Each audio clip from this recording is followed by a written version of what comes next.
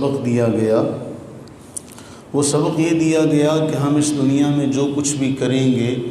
اچھا ہوگا یا برا ہوگا، اس کا ہمیں بدلہ اللہ تعالیٰ کی طرف سے بہر صورت دیا جائے گا۔ ہم اگر اپنے مذہب کے علاوہ دیکھیں تو ہمارے جو ہمسایہ ملک ہے ہندوؤں کے ہاں بھی یہی عقیدہ ہے، اگرچہ اس کی شکل بدلی ہوئی ہے۔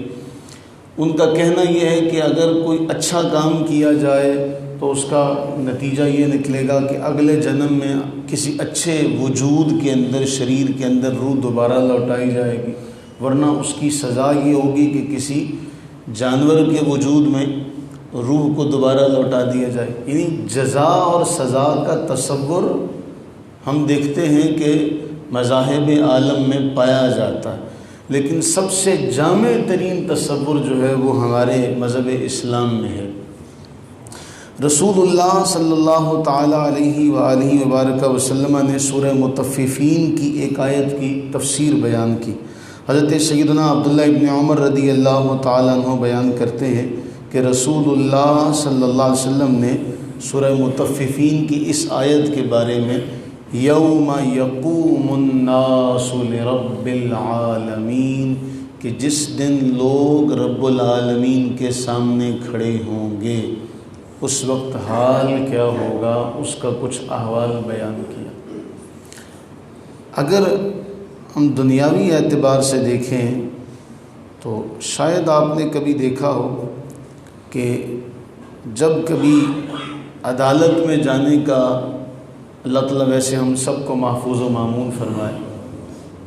تو جانے سے پہلے بڑا اپنے آپ کو رکھا جاتا ہے، ایکٹیو کیا جاتا ہے کہ جی ہم نے جج کے سامنے جانا ہے۔ تو اللہ تعالیٰ نے قرآن میں فرمایا الا یظن اولئک انہم مبعوثون، ان لوگوں کا یہ گمان ہے نہیں، کیا انہیں یہ گمان نہیں ہے کہ یہ لوگ اٹھائے جانے والے ہیں لیوم عظیم، ایک عظیم دن کا معاملہ، اور یوم یقوم الناس لرب العالمین، عظیم دن اور رب العالمین کے سامنے ان کی حاضری۔ اب یہ ہے معاملہ، اور اس وقت کی جو کیفیت ہوگی رسول اللہ صلی اللہ علیہ وآلہ وبارک وسلم نے ارشاد فرمایا پھر سورج اتنا نزدیک آ جائے گا، اتنا نزدیک آ جائے گا کہ 1 میل کا فاصلہ رہ جائے گا، اور ہر بندہ اپنے اپنے اعمال کے اعتبار سے پسینے میں ڈوبا ہوا ہوگا۔ فرمایا کوئی تو ٹخنوں تک ڈوبا ہوا ہوگا، کوئی گھٹنوں تک، کوئی کمر تک، اور کسی کی لگام ہی پسینے کی ہوگی۔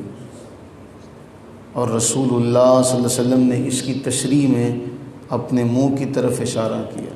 کہ اس طرح کا حال ہوگا کہ جب رب کے سامنے کھڑے ہوں گے تو کوئی اپنے ٹخنوں تک پسینے میں ڈوبا ہوا ہوگا، کہ اتنا پسینہ ہوگا کہ اس کے ٹخنے اس میں ڈوبے ہوئے ہوں گے، اور کوئی گھٹنوں تک ڈوبا ہوا ہوگا، کوئی کمر تک ڈوبا ہوا ہوگا، اور کسی کے منہ تک پسینہ ہوگا، یعنی پسینہ لگام بنا ہوا ہوگا۔ اس دن ہمارا حال کیا ہوگا؟ فرمایا یوم یقوم الناس لرب العالمین، یہ معاملہ ہے اس دن کا جب رب العالمین کے سامنے تم نے کھڑے ہونا، وہاں تو پھر ہمارا کچھ بھی ڈھکا چھپا نہیں رہے گا۔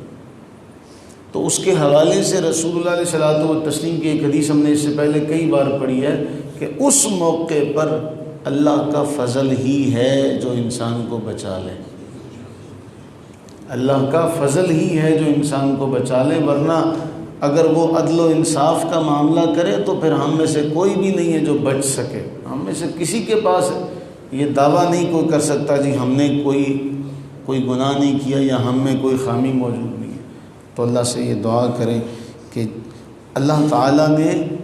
اپنی صفت بھی وہی ذکر کی جو اس نے قرآن کے آغاز میں ذکر کی۔ تو اے عالمین کی تربیت کرنے والے، جو ہمارے ساتھ دنیا میں بھی رحم کا معاملہ فرما رہا ہے، باری تعالیٰ ہمارے ساتھ اگلے معاملات میں بھی رحمت کا معاملہ فرمائے۔ کیوں؟ پھر اسی کے ساتھ ہوگا نا۔ ہمارے پاس ایک بڑا حسین موقع ہے، وہ کیا ہے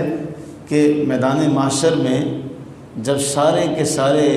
دھوپ میں اور وہ سورج کے شدت میں اور تپش میں متاثر ہوں گے، تو اس وقت چند لوگ ایسے ہوں گے جنہیں اللہ تعالیٰ اپنے عرش کا سایہ نصیب فرمائے، اور ہم ان میں شامل ہو سکتے ہیں۔ رجل قلبہ معلق بالمساجد، کہ وہ لوگ جن کا دل مسجد کی طرف اٹکا رہتا ہے نا، انہیں اللہ اپنے عرش کا سایہ عطا کرے۔ اللہ تعالیٰ سے دعا کریں کہ باری تعالیٰ ہم تمام کو دنیا میں بھی عفو عافیت سلامتی نصیب فرمائے، اور مرنے کے بعد اگلے تمام معاملات میں بھی ہمارے ساتھ رحمت کا معاملہ فرمائے۔ آمین ثم آمین۔